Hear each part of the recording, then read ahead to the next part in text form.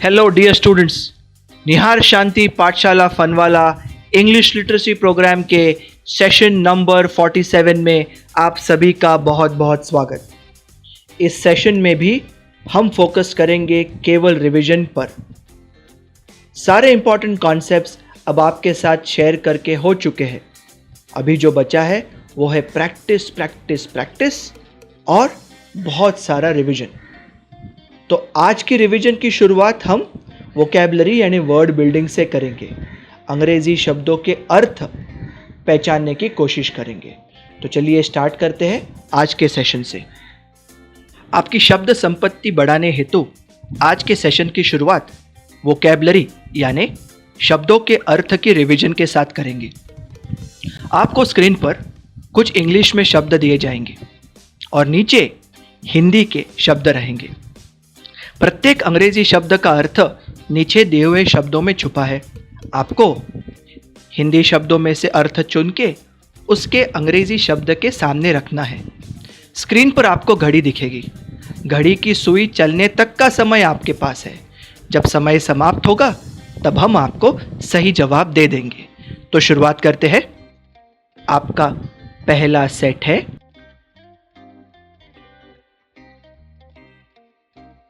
सही जवाब है एनिमल्स, प्राणी या जानवर, बफेलो भैंस, बुल बैल, मंकी बंदर, हैन मुर्गी, डोंकी गधा। सेट नंबर 2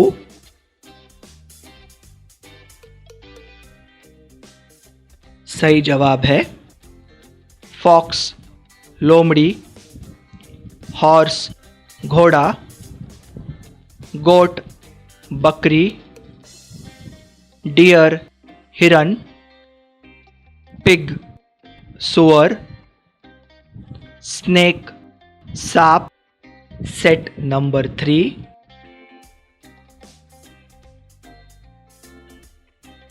सही जवाब है वुल्फ भेड़िया, रैबिट खरगोश,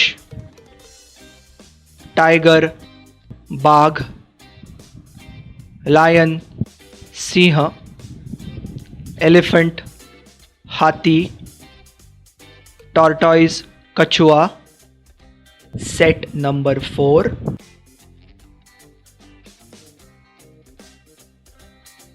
सही जवाब है काव गाय, क्रोकोडाइल मगरमच्छ, कैट बिल्ली, टेल पूंछ, किंग राजा, क्वीन रानी।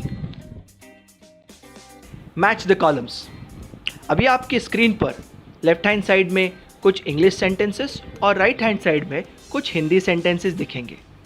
ये एक्चुअली फुल सेंटेंसेस नहीं है, सेंटेंसेस के पार्ट्स है। और अगर गौर से देखेंगे तो इन सभी वाक्यों में एक्शन वर्ड आया है अलग अलग टेंस अनुसार। आपको क्या करना है, करेक्ट टेंस के अनुसार अंग्रेजी वाक्य को उसके राइट हैंड साइड के हिंदी अर्थ के साथ जोड़ना है। जैसे ही आपके स्क्रीन पर इंग्लिश और हिंदी सेंटेंसेस दिख जाएंगे, एक घड़ी शुरू हो जाएगी।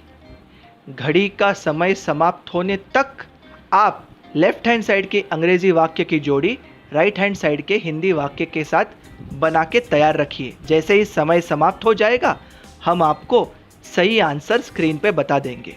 तो चलिए शुरुआत करते हैं। Set 1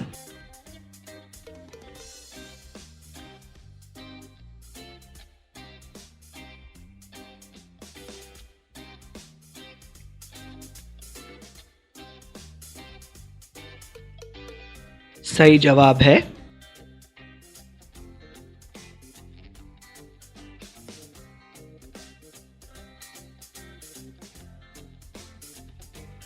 set 2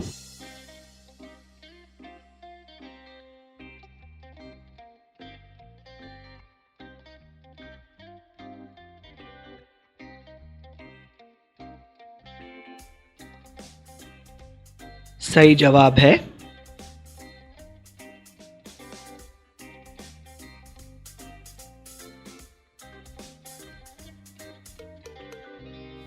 set 3।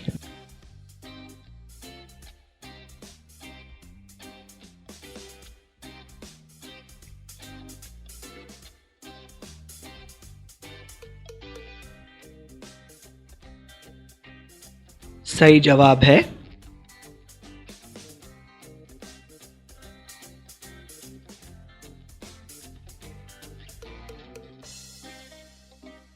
Set 4।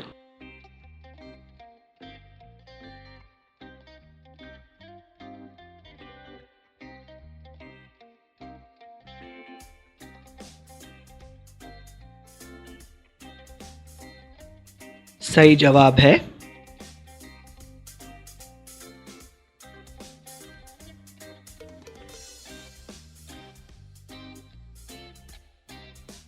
Set 5।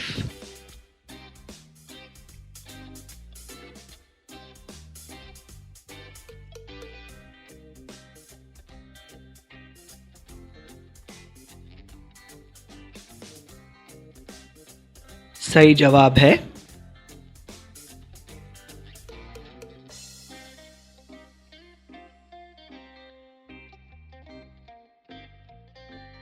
Set 6।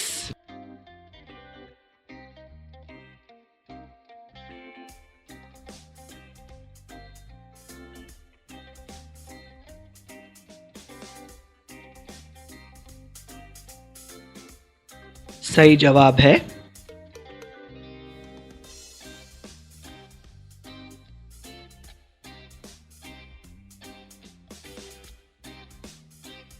Set 7।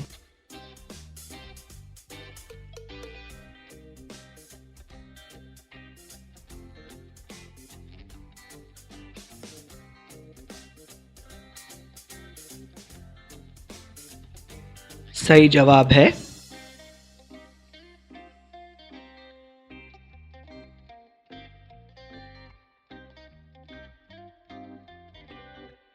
Set 8।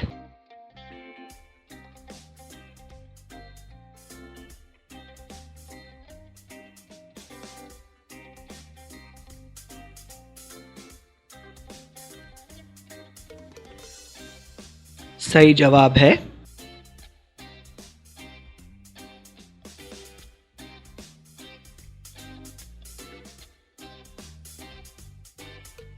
Set 9।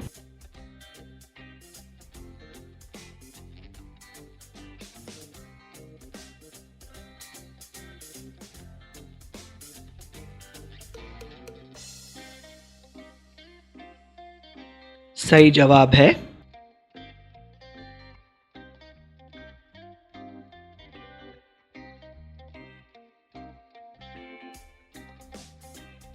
Set 10।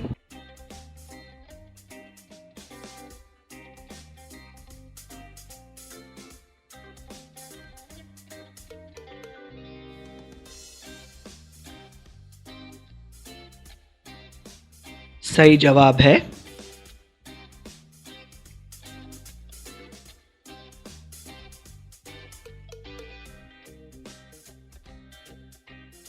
Set 11।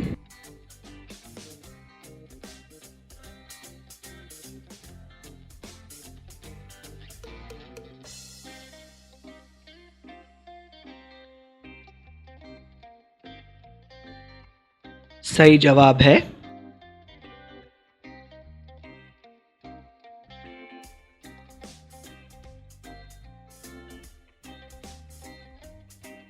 Set 12।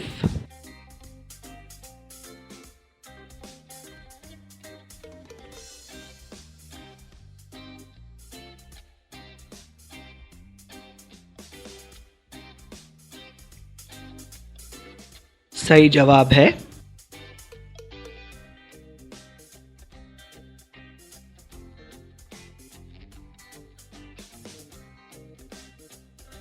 Set 13।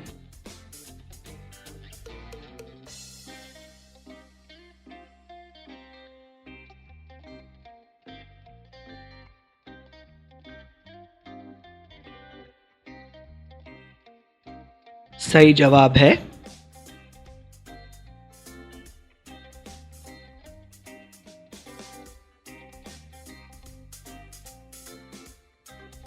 Set 14.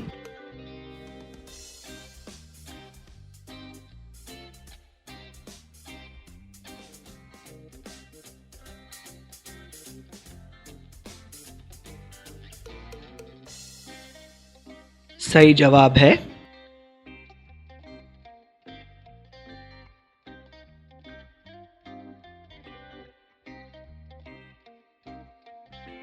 Set 15.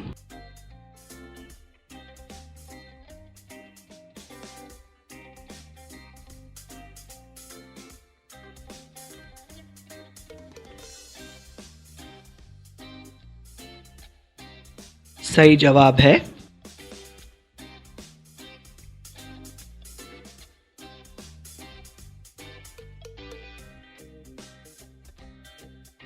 Set 16.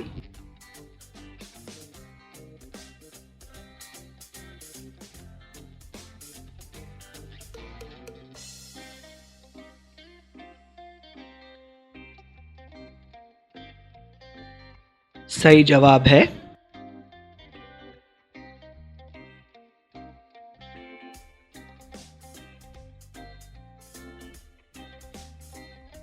Set 17.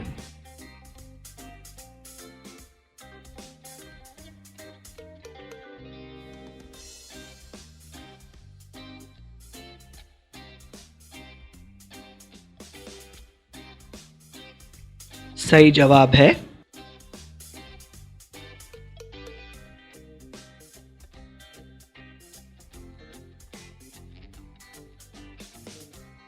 Set 18.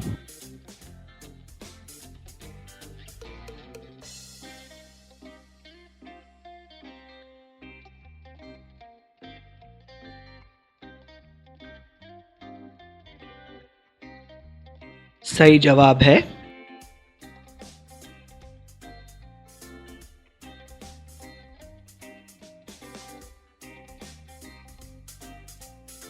Set 19.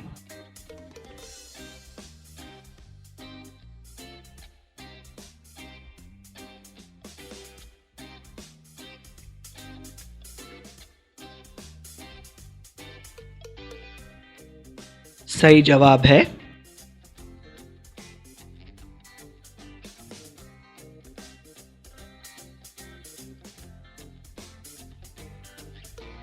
Set 20.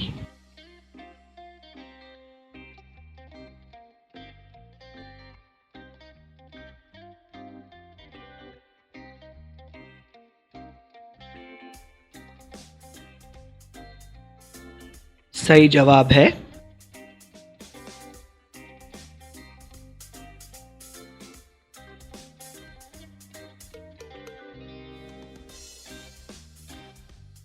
New exercise. Screen पर आपको एक एक करके हिंदी वाक्य दिखेंगे। आपको वाक्य ध्यानपूर्वक देखना है और उस वाक्य का काल पहचानना है। तो शुरुआत करते हैं। Sentence number 1। उसके वृद्ध पिताजी गणित पढ़ाते हैं। वाक्य का आखिरी शब्द है, इसके लिए ये वाक्य प्रेजेंट टेंस। इस है के पहले अगर कोई एक्शन वर्ड आया है और अगर वो त से समाप्त हो रहा है तो सिंपल टेंस। अगर उस एक्शन वर्ड में रहा ये शब्द है तो वो कंटिन्यूअस टेंस। और अगर वो एक्शन वर्ड खुद भूतकाल का है तो ये हो गया परफेक्ट टेंस। पढ़ाते हैं इसीलिए ये वाक्य है simple present tense. Next sentence. मेरी माँ सारी मिर्चियाँ निकाल रही है और थोड़ी शक्कर डाल रही है। इस पूरे वाक्य में दो अलग अलग छोटे वाक्य हैं। पहले वाक्य का काल है प्रेजेंट कंटिन्यूअस, निकाल रही है, और दूसरे वाक्य का काल भी प्रेजेंट कंटिन्यूअस, डाल रही है। Next sentence. मेरे गांव में प्रत्येक परिवार के पास कम से कम 100 एकड़ उपजाऊ जमीन थी। वाक्य का आखिरी शब्द थी यानी पास्ट टेंस, लेकिन इस थी के पहले कोई भी एक्शन वर्ड नहीं, इसीलिए ये सिंपल पास्ट टेंस है। अगला सेंटेंस, वह सवेरे 10 बजे पुणे पहुंचने के लिए कल सवेरे 6 बजे मुंबई छोड़ रही होगी।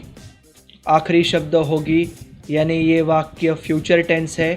अब हम देखेंगे कि क्या ये सिंपल फ्यूचर है, फ्यूचर कंटिन्यूअस है या फ्यूचर परफेक्ट। अगर इस होगी के पहले आए हुए एक्शन वर्ड में रहा ये शब्द है तो ये कंटिन्यूअस टेंस है। इस वाक्य के आखिरी शब्द है छोड़ रही होगी, इसीलिए इस वाक्य का काल है future continuous tense. Next sentence, उसके पास घर के सारे कोने साफ करने के लिए एक बैटरी पर चलने वाला झाड़ू है। वाक्य का आखिरी शब्द है यानी सिंपल टेंस, लेकिन इस है के पहले कोई भी क्रिया दर्शाने वाला एक्शन वर्ड नहीं, इसीलिए इस वाक्य का काल है simple present tense. Next sentence, उसके माता पिता ने नवीनतम मोटरसाइकिल खरीदने के लिए उसे पर्याप्त पैसे नहीं दिए। नहीं होने के चलते ये वाक्य नेगेटिव, लेकिन ध्यान रखना है कि नहीं वाक्य का काल तय नहीं करता।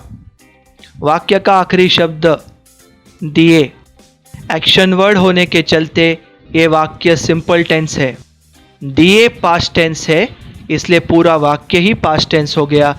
इस वाक्य का सही काल है सिंपल पास्ट टेंस। अगला वाक्य, मेरे वर्ग के प्रत्येक विद्यार्थी ने मेरे सारे प्रश्नों के जवाब दिए होंगे।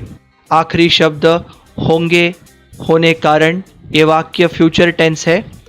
हमें देखना है कि क्या ये सिंपल फ्यूचर है, फ्यूचर कंटिन्यूअस है या फ्यूचर परफेक्ट है। आखिरी शब्द के पहले आए हुए एक्शन वर्ड का रूप देखेंगे। दिए, दिए भूतकाल होने के कारण ये वाक्य परफेक्ट हो गया और आखिरी शब्द होंगे के कारण ये वाक्य बन गया फ्यूचर परफेक्ट टेंस। अगला वाक्य, मेरे भाई और बहन हर शाम को प्रार्थना करते हैं। वाक्य का आखिरी शब्द है यानी ये वाक्य प्रेजेंट टेंस। इस है के पहले आया हुआ एक्शन वर्ड प्रार्थना करते त से समाप्त हो रहा है, इसलिए ये वाक्य बन गया सिंपल प्रेजेंट टेंस। अगला वाक्य, हमें उस बड़े कमरे के अंदर एक मेज़ पर तुम्हारी बैग मिली है। वाक्य का आखिरी शब्द है, इसलिए प्रेजेंट टेंस। इसके पहले आए हुए एक्शन वर्ड को देखकर हम ये तय करेंगे कि क्या ये सिंपल प्रेजेंट है, प्रेजेंट कंटिन्यूअस है या प्रेजेंट परफेक्ट।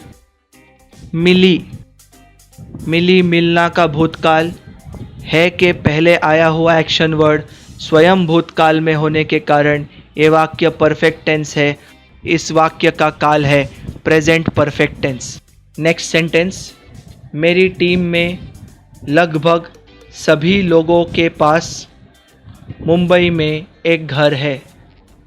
वाक्य का आखिरी शब्द है, इसीलिए प्रेजेंट टेंस और है के पहले कोई भी एक्शन वर्ड न आने के कारण ये वाक्य सिंपल प्रेजेंट टेंस।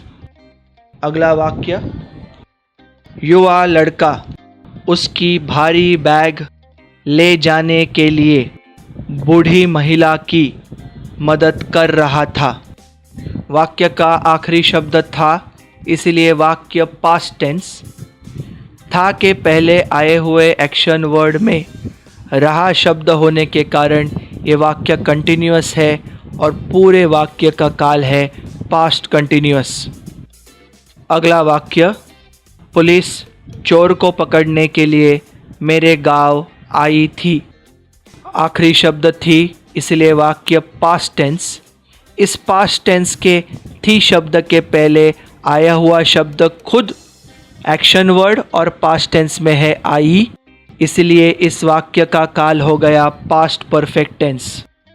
अगला वाक्य, भारत के अनेक नागरिकों के पास मतदान करने के लिए मतदान पत्र नहीं है। वाक्य का आखिरी शब्द है और इस है के पहले आए हुए शब्दों में कोई भी एक्शन वर्ड ना होने के चलते ये वाक्य सिंपल प्रेजेंट टेंस है, लेकिन ये नेगेटिव है। लेकिन नहीं शब्द वाक्य का काल तय नहीं करता। एक और उदाहरण के लिए वाक्य लेते हैं आखिरी। कंपनी के मालिकों ने हड़ताल खत्म करने के लिए मजदूरों को कहा। वाक्य का आखिरी शब्द एक्शन वर्ड, इसीलिए ये वाक्य सिंपल टेंस। आखिरी शब्द कहा, पास्ट होने के चलते ये वाक्य सिंपल पास्ट टेंस। इस नई एक्सरसाइज में आपको स्क्रीन पर एक एक करके वही हिंदी वाक्य दिए जाएंगे जिनका काल आपने कुछ समय पहले पहचाना।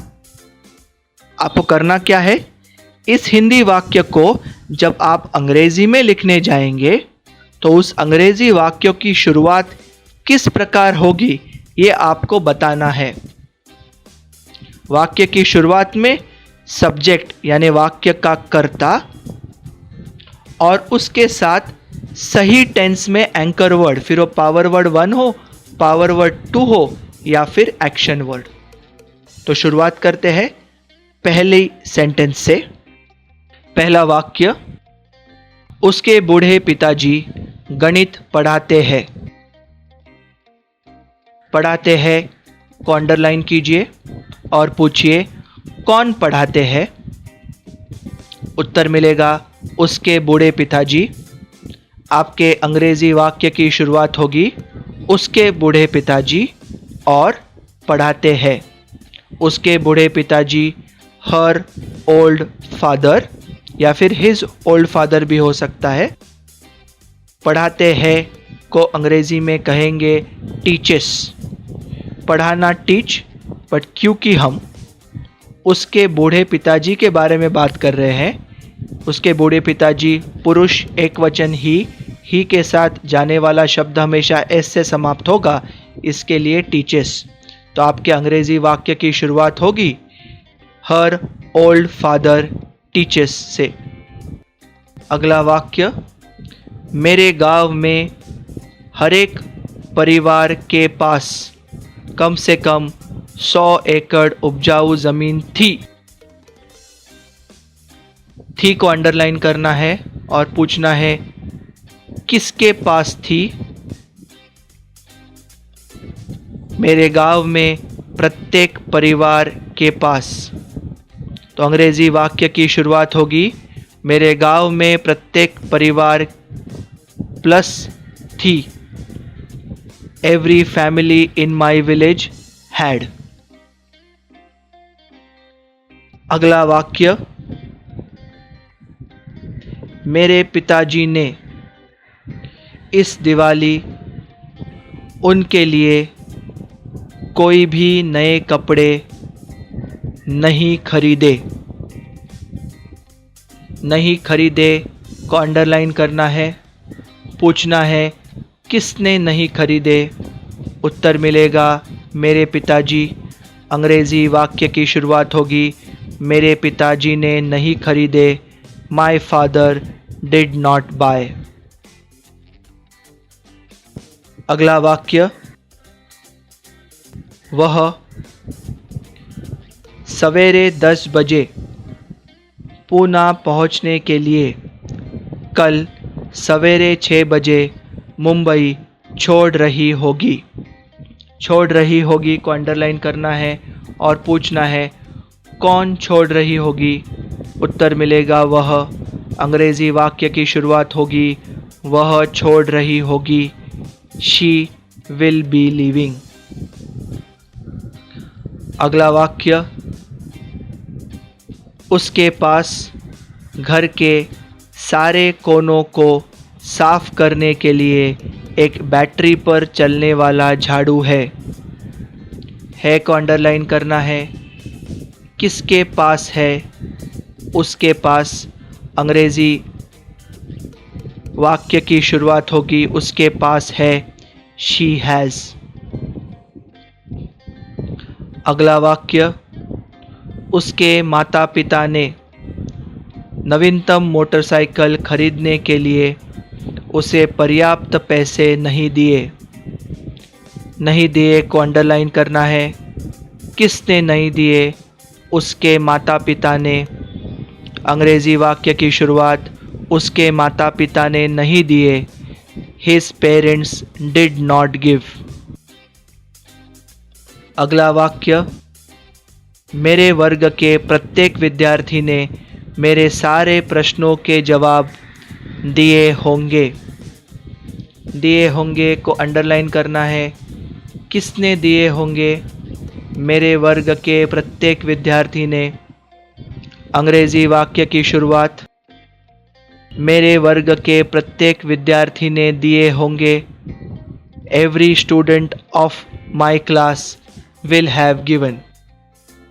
अगला वाक्य, मेरे भाई और बहन हर शाम प्रार्थना करते हैं।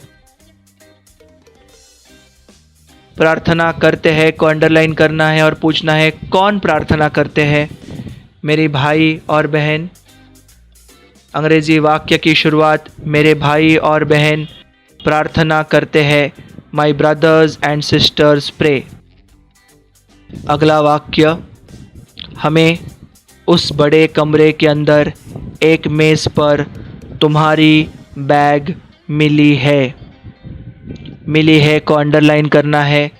किसे मिली है? हमें। अंग्रेज़ी वाक्य की शुरुआत हमें मिली है यानी वी हैव फाउंड से होगी। अगला वाक्य, मेरी टीम में लगभग सभी के पास मुंबई में एक घर है। है को अंडरलाइन करना है और पूछना है किसके पास है? मेरी टीम में लगभग सभी के पास। अंग्रेज़ी वाक्य की शुरुआत मेरे टीम में लगभग सभी के पास है यानी almost everyone in my team has से होगी।